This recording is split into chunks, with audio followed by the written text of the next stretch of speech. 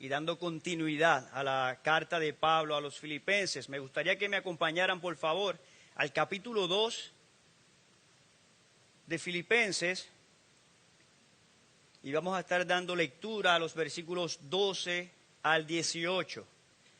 Filipenses 2, 12 al 18, y le voy a pedir que cuando usted lo tenga a la mano se ponga en pie en reverencia a la palabra del Señor.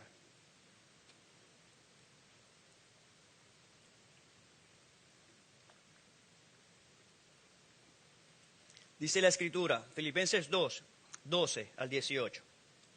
Así que, amados míos, tal como siempre habéis obedecido, no solo en mi presencia, sino ahora mucho más en mi ausencia, ocupaos en vuestra salvación con temor y temblor. Porque Dios es quien obra en vosotros tanto el querer como el hacer para su beneplácito.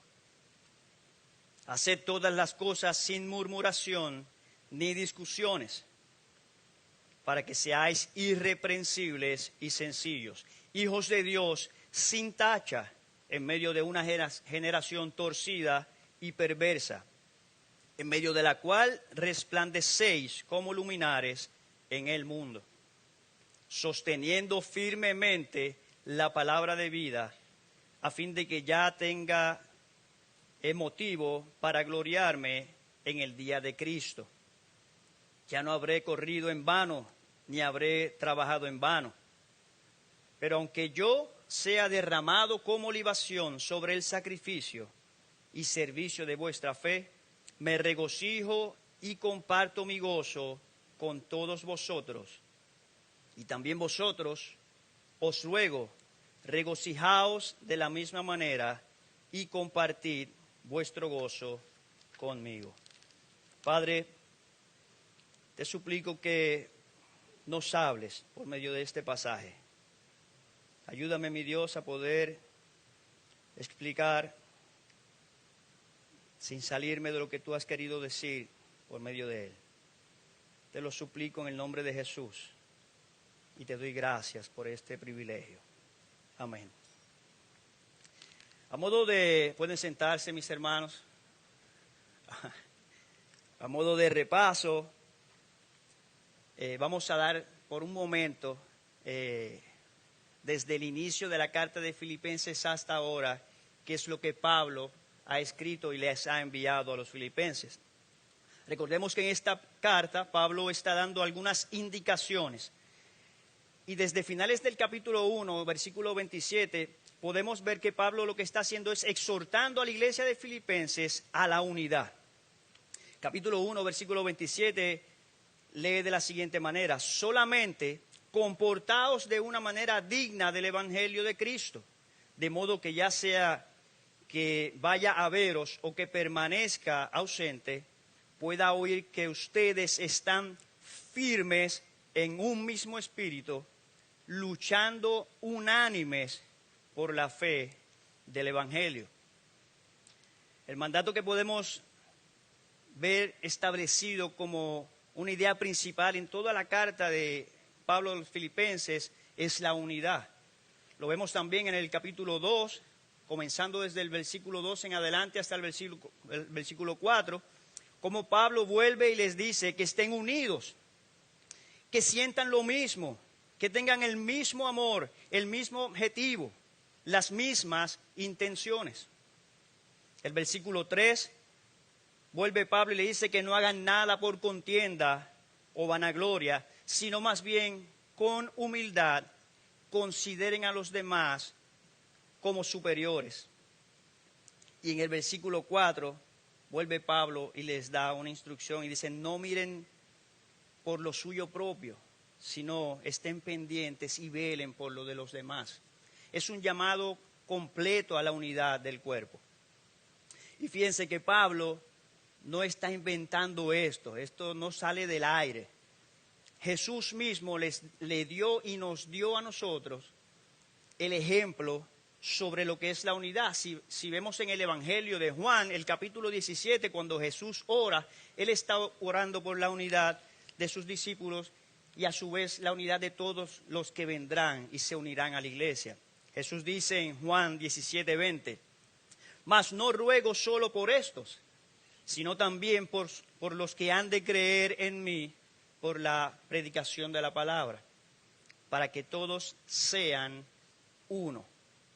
Como tú, oh Padre, estás en mí y yo en ti, que también ellos estén en nosotros, para que el mundo crea que tú me enviaste. La unidad. O sea que podemos ver cómo la idea central de esta carta, hasta el momento todo lo que hemos visto, es un llamado a la unidad. Y antes de entrar en el texto que nos corresponde en la mañana de hoy, la semana pasada vimos cómo el Señor nos da el ejemplo supremo de cómo servir a los demás. Cómo es que Jesucristo, siendo Dios, lo cantábamos hace un momento, por amor se humilló, se hizo carne, se sacrificó por otros, se entregó a morir en la cruz por otros. Por tanto, esos versículos del 5 al 11 que leímos hace un rato también atrás, nos debe llevar a vivir en obediencia como un acto de adoración. Ahora, teniendo todo esto ya más o menos resumido, desde el capítulo 1 hasta el versículo 11 de Filipenses, vamos a entrar un poco en materia. Vayamos al pasaje que vamos a estar viendo en la mañana de hoy. Porque Pablo, inspirado por el Espíritu Santo, le da continuación al tema de la unidad. Y es una unidad que solo puede darse por medio y a través de Jesucristo. El versículo 12 comienza diciendo, así que. Es importante notar que Pablo comienza con estas palabras o este término, así que lo que hace es que enlaza los versículos anteriores con lo que vamos a estar trabajando en la mañana. Esas palabras son así que, por tanto, en otras versiones. Para Pablo es muy importante que los creyentes logren entender lo que realmente significa el servicio y la unidad, que fue un ejemplo que Cristo nos dio y nos da por medio de toda la Escritura. Entonces, este texto nos va a presentar al menos 3 principios que necesitamos alcanzar para la unidad. Vayamos entonces de lleno al texto. ¿Cuáles son o cómo podemos lograr esa unidad? Lo primero es que tenemos que ocuparnos en nuestra salvación. Versículo 12. Así que, amados míos, tal como siempre habéis obedecido, no solo en mi presencia, sino ahora mucho más en mi ausencia, ocupaos en vuestra salvación con temor y con temblor. Antes de ir a esa frase, a ese término, a esa parte de la oración, ocupaos en vuestra salvación, notemos que Pablo les recuerda a los filipenses que su conducta y su obediencia no puede depender de que Pablo esté o no con ellos. La vida de obediencia de los filipenses y nuestra vida de obediencia debe ser una vida de fe en todo momento. Usted sabe que hay veces que hay personas que necesitan entes de autoridad, líderes, para ellos comportarse de cierta manera. En mi trabajo yo superviso cerca de 38 personas. Hay muchos de ellos que necesitan supervisión directa para poder lograr algunos objetivos, para poder lograr metas. Hay otros que no, hay otros que corren como se supone. Muchos de nuestros hijos, cuando nosotros estamos presentes, se comportan de una manera y no tiran piedra. Cuando nosotros no estamos, muchas veces cogen rienda suelta y son otra cosa. Pues Pablo le está diciendo a los filipenses, si yo no estoy, ustedes compórtense de la misma forma, porque no es a mí a quien tienen que agradar, es a Cristo. Ustedes no obedecen a Pablo, ustedes tienen que obedecer a Cristo. Así que es importante que tengamos ese detalle. Luego de eso, entonces, entremos al primer indicativo o esa primera instrucción que Pablo le da a los Filipos, a la iglesia de Filipos. Y él le dice en ese versículo 12, ocúpense en su salvación. Usted sabe que este texto, hay muchas personas que lo sacan de contexto para decir que la salvación se pierde. Sin embargo, esta instrucción no está hablando de la posibilidad de que un creyente pueda perder la salvación. Porque la misma Biblia nos dice, porque por gracia habéis sido salvados por medio de la fe. Y esto no es de nosotros, sino que es un don de Dios, Efesios 2:8. No por obras para que nadie se gloríe, ¿cierto? Nuestra salvación es una salvación segura, mis hermanos, y eso hay que tenerlo muy claro. Nuestra salvación no depende de ninguna acción moral o ética que nosotros podamos hacer. Nuestra salvación está sustentada y descansa en la obediencia de Cristo y su perfecta obra redentora en la cruz del Calvario. Nuestra salvación es una salvación segura porque Cristo mismo lo prometió. Si me acompañan un momento a Juan, capítulo 10, el Evangelio de Juan, capítulo 10, versículo 27 al 30, creo que va a salir en las pantallas. Dice la palabra del Señor: mis ovejas oyen mi voz y yo las conozco y me siguen. Y yo les doy vida eterna y jamás perecerán. Y nadie las arrebatará de mi mano. Mi Padre que me las dio es mayor que todos y nadie las puede arrebatar de la mano del Padre. Yo y el Padre, uno somos. Entonces, ¿qué significa?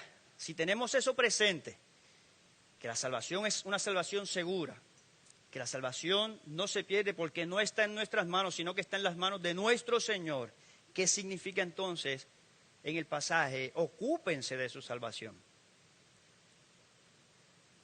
En la versión Nueva Traducción Viviente, que es un lenguaje más contemporáneo, vamos a leerlo para que usted esté quizás un poco más claro en lo que significa ese término.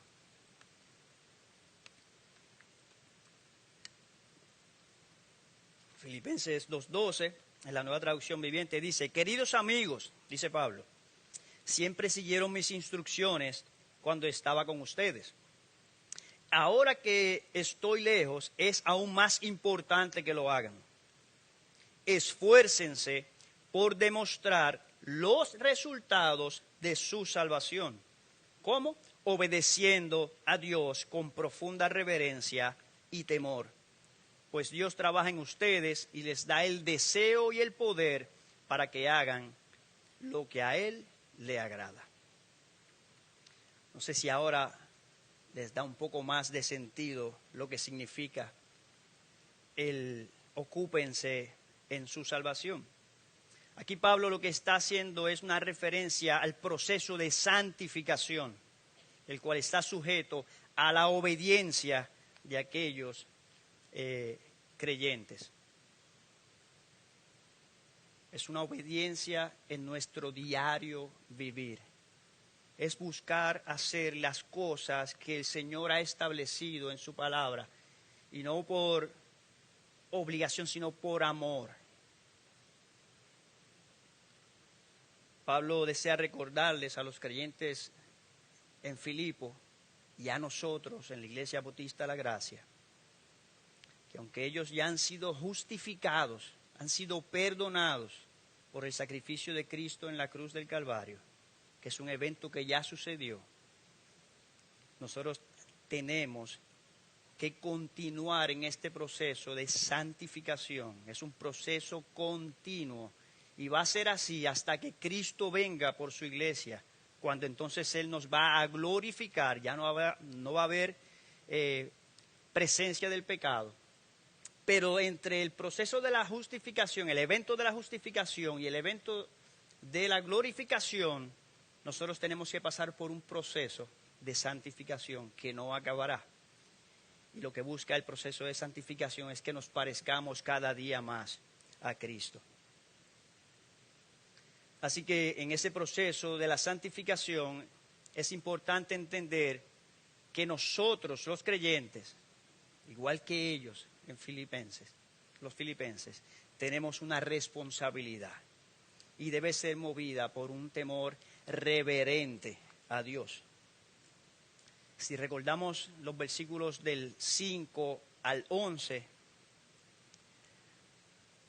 recuerden que quien nos regaló esa gran salvación fue el mismo Dios todopoderoso, creador, soberano, que decidió despojarse, humillarse, hacerse hombre, sufrir, morir en una cruz por nosotros los escogidos. Deberíamos entonces nosotros esforzarnos para demostrar, como dice el texto, los resultados de esa salvación. Hermanos, ese temor reverente nos debe llevar a alejarnos del pecado. Nos debe llevar a alejarnos de toda práctica y conducta que sea contraria al carácter de Dios. Ocúpate en su salvación. Ocúpate. Ese término ocúpate viene del griego katergasomai. Ese término lo que significa o a lo que se refiere es a un esfuerzo, a un trabajo, a producir, a llevar a cabo. O sea que esto implica una actividad, un esfuerzo, una dedicación, implica diligencia por parte de los filipenses y parte nuestra. Por lo tanto, el creyente juega un rol activo en el proceso de santificación. Sabe que hay dos posturas, que de hecho R.C. Sproul dice que son hasta herejías. Porque hay una postura que dice, bueno, el proceso de santificación, para tú poder lograr ese proceso de santificación, lo que tienes que hacer es esto, esto y esto, y no hacer esto, esto y esto, y te dan una lista de cosas que hacer o no hacer. Una lista como si fueran vitaminas. Eso lo que nos puede llevar es al legalismo. No es lo que buscamos.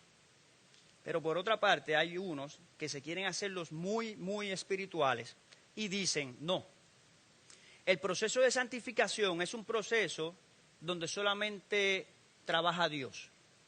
Dios te salvó, Dios se va a encargar entonces de que tú poco a poco vayas justificándote hasta llegar a la estatura de Cristo. Sin embargo, la Escritura no es lo que nos muestra. Nos muestra que nosotros, los creyentes, jugamos un rol activo en el proceso de la santificación. Si buscamos en Hebreos 12, versículo 1, Hebreos 12, versículo 1 dice, corramos con perseverancia la carrera que tenemos por delante. Dice, hermanos, correr no es un acto pasivo. Es una actividad que estamos realizando y que requiere esfuerzo por parte nuestra, ¿cierto? Segunda de Timoteo 2, versículos del 3 al 6. Escuchen esto. Sufre penalidades conmigo, le dice Pablo a Timoteo, como buen soldado de Cristo Jesús. Ningún soldado en servicio activo se enreda en los negocios de la vida diaria a fin de poder agradar al que lo reclutó como soldado.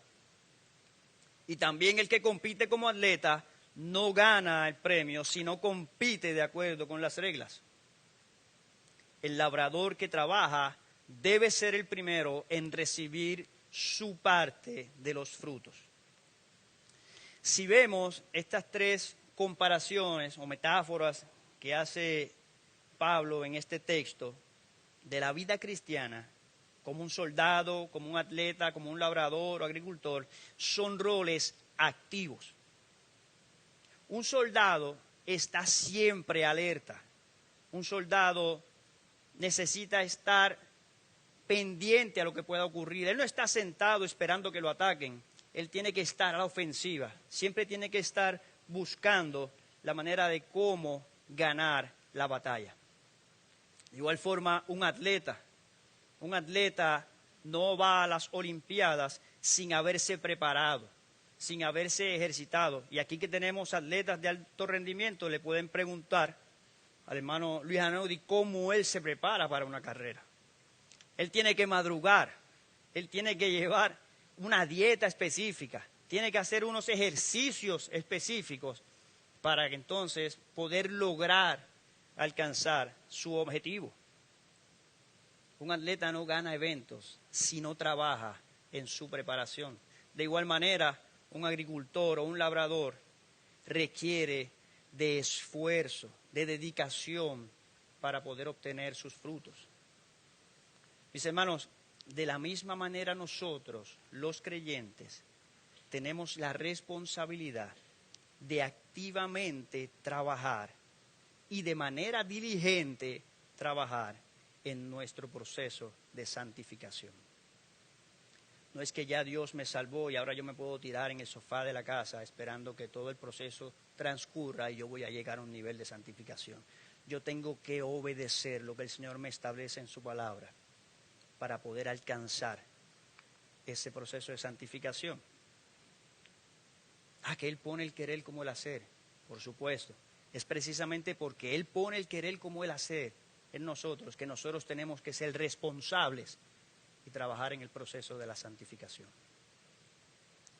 Miren lo que dijo una cita de William Berkeley, lo siguiente. Él dice: la gran tragedia de muchos de nosotros es que no adelantamos nada. Seguimos siendo víctimas de los mismos hábitos, esclavos de las mismas tentaciones y culpables de los mismos fracasos. Pero la verdadera vida cristiana debe ser ¿qué? Un progreso continuo. ¿Por qué? Porque es un viaje hacia Dios. Hermanos, nosotros tenemos que ocuparnos, tenemos que esforzarnos y trabajar en el proceso de nuestra santificación. Así el Señor lo ha mandado en la palabra. Ahora bien, ese proceso de santificación, que es un proceso por el cual todo creyente y todo cristiano pasa, como hemos visto, nosotros tenemos una responsabilidad en el proceso. Sin embargo, no es algo que nace de nosotros, no es algo que produce nuestro interior, es obra de Dios mismo en nuestras vidas. Versículo 13. Dios es quien obra en vosotros tanto el querer como el hacer para su beneplácito. Ahora, aunque es Dios quien produce en nosotros el querer como el hacer, que son esos sentimientos o esas inclinaciones para querer crecer en el proceso de santificación, es nuestro deber obedecer. Es nuestro deber obedecer esa obra que Dios está haciendo en nuestras vidas. Nosotros nunca vamos a poder alcanzar la unidad que la Escritura nos manda si nuestras vidas no están siendo santificadas. Si el apóstol está hablando a los filipenses, nosotros estamos estudiando la carta para poder aplicarla a nosotros. Y queremos que nuestra iglesia sea una iglesia unida, tenemos que trabajar en el proceso de santificación en cada uno de nosotros. Y cuando nosotros estamos en ese proceso de santificación, con el fin de lograr la unidad, hay cosas que vamos a tener que trabajar. Hay cosas que nosotros vamos a tener que cambiar, o incluso hay cosas que vamos a tener que dejar. Y en los próximos versículos nos presenta y nos da unas instrucciones prácticas de cuáles son algunas de esas cosas que tenemos que dejar. Y dice: haced todas las cosas, versículo 14, sin murmuración ni discusión, para que seáis irreprensibles y sencillos, hijos de Dios, sin tacha en medio de una generación torcida y perversa, en medio de la cual resplandecéis como luminares en el mundo. Por lo tanto, una de las cosas que tenemos que evitar o dejar para crecer en el proceso de santificación es evitar la murmuración y la contienda.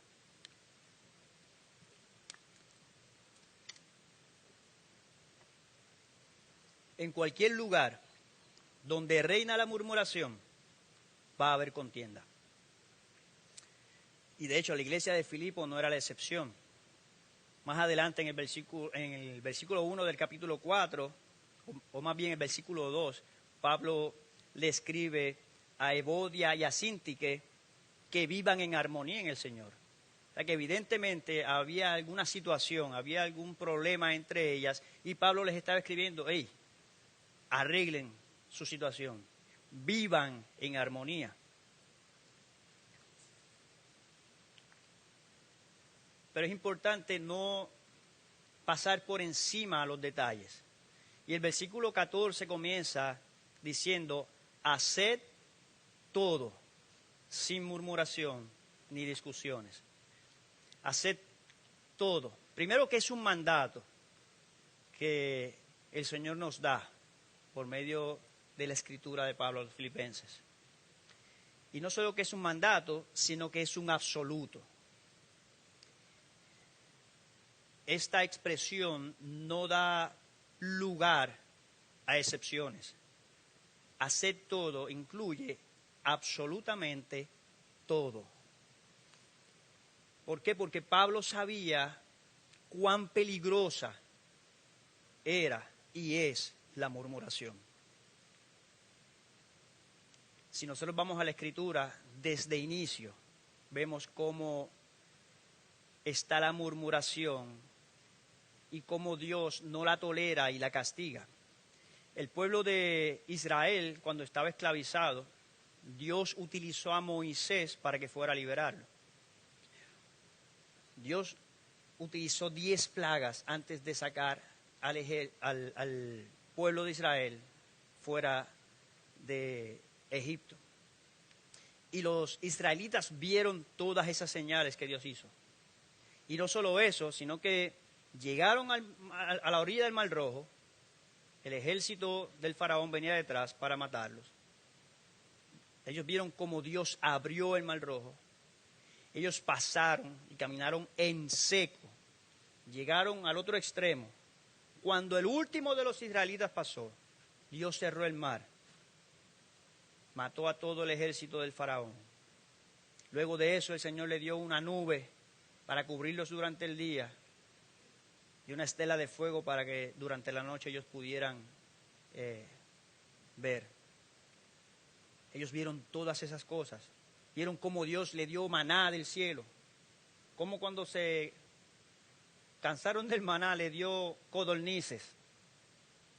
Y aún así el pueblo de Israel seguía quejándose y murmurando contra Dios. Lo podemos ver en Éxodo 15, Éxodo 16, en Números 16. Y dice la Escritura que Dios no toleró eso. Y no solamente no lo toleró, sino que el pueblo fue castigado severamente por ese pecado. Mis hermanos, el problema de la murmuración y la queja viene cuando no hay contentamiento. Cuando hay descontento, ahí entonces le damos entrada y acceso a la murmuración y a la queja. Y podemos ver muchos ejemplos de murmuración, pero uno en el que muchas veces nosotros nos vemos envueltos y muchas veces lo hemos hecho parte de nuestra vida y lo tenemos tan arraigado con nosotros que no nos damos ni cuenta, es cuando murmuramos contra la provisión de Dios. Muchas veces me fijo en que no tengo lo que quiero, en que yo creo que merezco más de lo que Dios me ha dado. y comenzamos a quejarnos y a murmurar contra Dios. Nos creemos merecedores de todo, sabiendo que todo lo que tenemos es Dios mismo el que nos ha dado todo. El Señor nos dijo, oye, no se preocupen por qué vestir, por qué comer, por dónde van a vivir. Él prometió cubrir todas esas necesidades. Pero nosotros queremos más. Y cuando entendemos que no tenemos lo que merecemos, comenzamos a murmurar, comenzamos a quejarnos contra el Señor.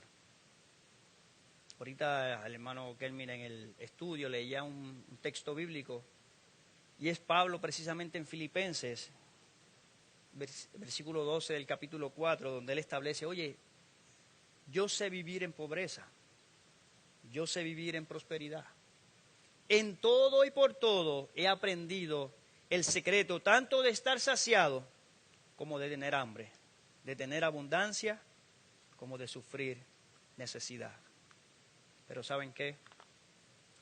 Todo lo puedo en Cristo que me fortalece. Pero nosotros nos fijamos en lo que tiene el otro que yo no tengo. Y comenzamos a murmurar.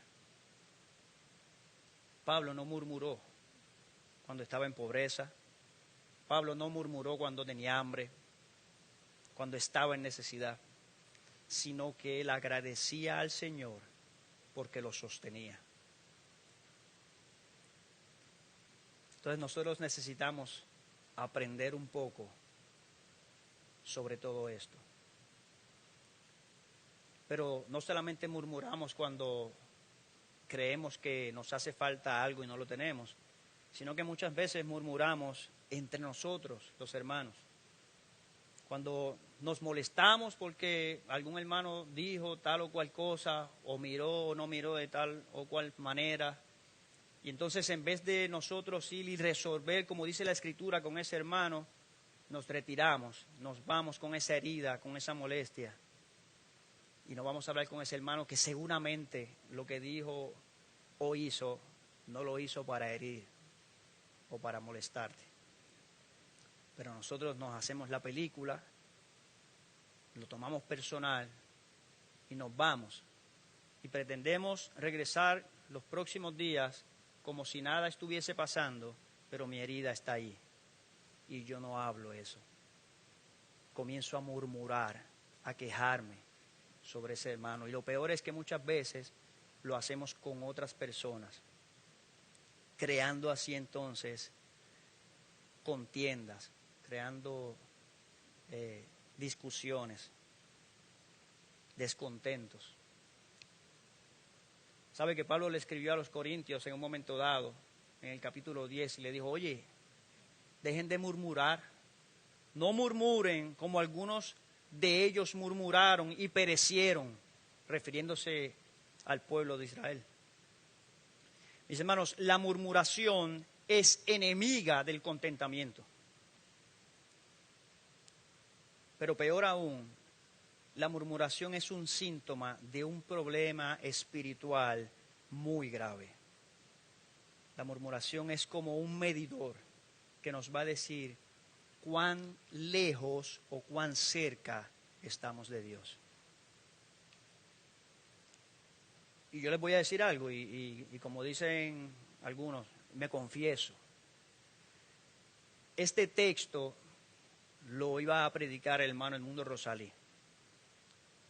Por una causalidad de Dios me tocó predicarlo a mí. El hermano Rosalí tenía un compromiso con la misión, presentarla en otra iglesia, y él me dijo, predica tú este texto y yo predico luego el tuyo.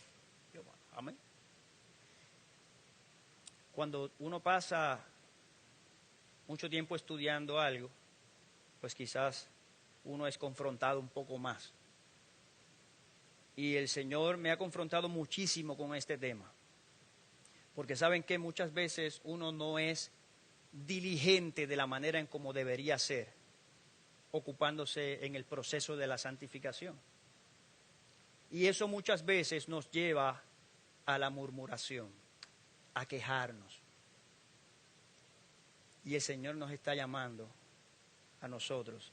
Si ustedes quieren ser una iglesia unida, dedíquense, esfuércense en su santificación y dejen a un lado la murmuración, dejen a un lado la queja. Vamos a enfocarnos en lo que Dios realmente quiere. Hermanos, la murmuración ha causado mucho daño a la obra de Dios. La murmuración ha creado mucho malestar en los hermanos, ha creado divisiones en iglesias. Y lo peor del mundo es que eso lo que hace es tirar nuestro testimonio por el piso ante un mundo inconverso que se está cayendo en pedazos.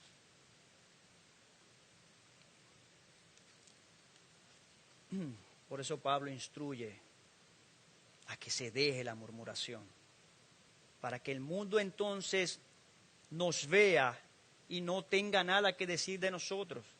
Que como dice el versículo 15, el mundo nos vea como personas irreprensibles. Ese término irreprensibles lo que significa es que nadie pueda decir nada malo de nosotros porque no pega lo que digan con nosotros. Para que seamos irreprensibles y sencillos. Y ahí sencillo se refiere a algo puro, a algo sin adulterar, de una sola pieza, sin hipocresía. Para que seamos irreprensibles y sencillos, hijos de Dios sin tacha, en medio de una generación torcida y perversa, en medio de la cual resplandecéis como luminares en el mundo. Mis hermanos, nosotros tenemos que ser luz y reflejar la luz de Cristo. No por el conocimiento teológico que nosotros podamos tener, porque muchas veces estamos muy llenos de conocimiento, pero no ponemos en práctica o no nos comportamos conforme a ese conocimiento. Así que vivamos de manera que reflejemos que somos personas irreprensibles y sencillas, que somos luminares, que somos luz en medio de una generación torcida. El servicio al Señor tiene que ser y tiene que hacerse sin descontentos, sin murmuración, sin queja. Como dice el salmista, sirvamos a Jehová con alegría. Pero ¿cómo podemos lograr esto? ¿Cómo podemos lograr crecer en el proceso de santificación, seguir subiendo escalones en el proceso de santificación? ¿Y cómo puedo dejar la murmuración, la queja, la contienda a un lado? Sosteniendo firmemente la palabra de Dios. Versículo 16. Sosteniendo firmemente la palabra de vida, a fin de que ya no tenga motivo, para gloriarme en el día de Cristo, ya que no habré corrido en vano, ni habré trabajado en vano. Pero aunque yo sea derramado como libación sobre el sacrificio y servicio de vuestra fe, me regocijo y comparto mi gozo con vosotros, dice Pablo. Y también vosotros os ruego, regocijaos de la misma manera y compartid vuestro gozo conmigo. Aquí Pablo está dando algunos mandatos adicionales, ya culminando ese texto, a los creyentes. Y ese mandato es a sostener firmemente la palabra de vida. Y cuando dice sostener, lo que significa es agarrar, es adherirse firmemente, es abrazar el Evangelio de Cristo.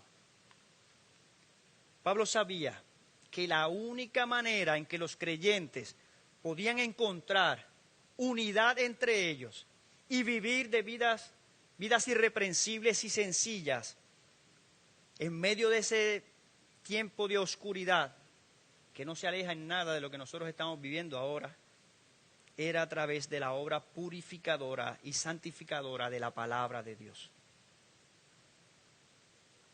Mis hermanos, los creyentes, nosotros los cristianos, los que hemos puesto nuestra mirada, nuestra confianza, hemos entregado nuestra vida a Cristo, tenemos que vivir por obligación, sumergidos en la palabra de Dios. Esa es la única manera en cómo podamos entonces ver el proceso de santificación dándose y que nuestra vida espiritual continúe creciendo. ¿Sabe qué? Una evidencia de que nosotros no estamos pasando o estamos pasando tiempo en la palabra de Dios se refleja en la manera en cómo nos comportamos. Cómo tú te estás comportando allá afuera, porque aquí es fácil comportarse como Dios manda. Cómo nos comportamos allá afuera va a reflejar cuánto estamos nosotros sumergidos en la palabra de Dios. Y Pablo entonces dice en el versículo 18, y también ustedes, les ruego, regocijaos de la misma manera y compartir vuestro gozo conmigo. Ese gozo de la santificación que los iba a llevar a la unidad. Compártanlo, le dice Pablo.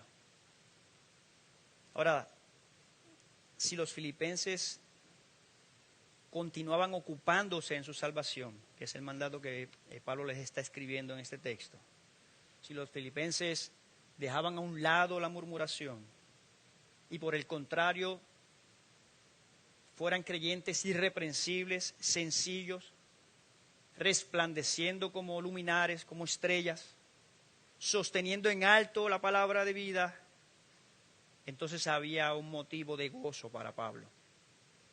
Por eso es que él se goza y él quiere que ellos también, al poner en práctica todo esto, puedan gozarse y compartir ese gozo con otros. Regocíjense, le dice él.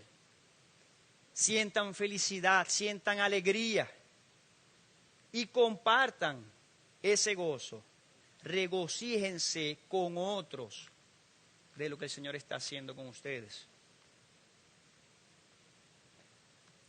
¿Sabe qué? Pablo tenía una sola meta. Él sabía que el día de su muerte estaba por llegar. Y todos los esfuerzos de Pablo estaban enfocados y giraban alrededor de poder terminar su vida con la seguridad de que las iglesias estaban siendo santificadas y que eran luz en medio de las tinieblas. Ese era su gozo y su regocijo en Cristo. Yo creo, mis hermanos, que nosotros deberíamos hacer nuestra esta carta de Pablo a los filipenses y que esas instrucciones que Pablo está enviándole a la iglesia de Filipo, que está compartiendo con ellos, nos ayuden a nosotros en el proceso de santificación. Que nosotros podamos esforzarnos, que podamos trabajar, que podamos ser diligentes en nuestra santificación, que lo hagamos con un temor reverente, sabiendo quién es nuestro Dios. Que dejemos a un lado la queja,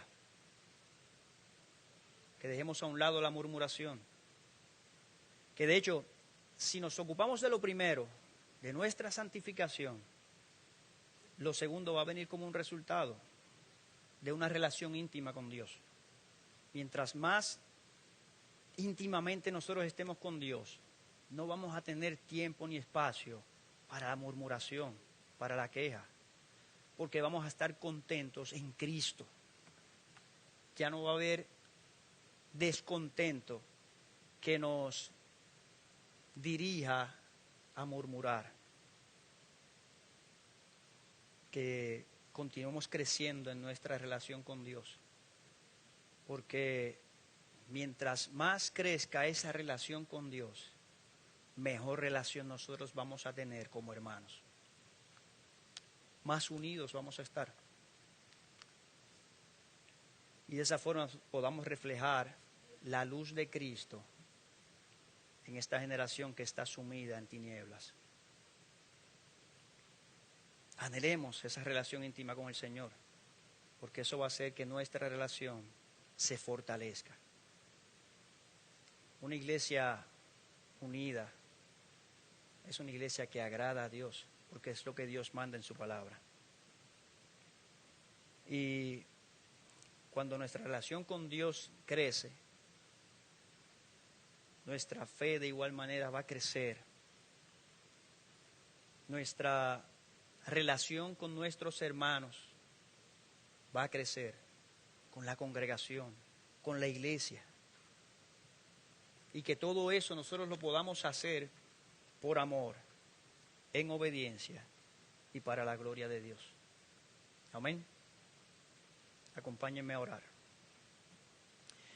Padre Santo, Dios bueno y Dios eterno, te glorificamos. Te damos gracias por tu palabra. Gracias porque podemos ser confrontados con ella. Gracias porque si somos confrontados es porque tú nos has hecho tus hijos. Mi Dios, pero que eso no quede allí, sino que podamos poner en práctica y cambiar aquellas áreas de nuestra vida que tengan que ser cambiadas. Ayúdanos, mi Dios, a ser diligentes. Ayúdanos a trabajar, a esforzarnos en nuestra salvación, en nuestro proceso de santificación, para llegar cada día a parecernos más a tu Hijo. Te lo suplicamos, Señor. Te demos tanto por qué agradecer y tanto por qué alabar. Y es en Cristo Jesús que nos hemos presentado y que hemos venido a ti.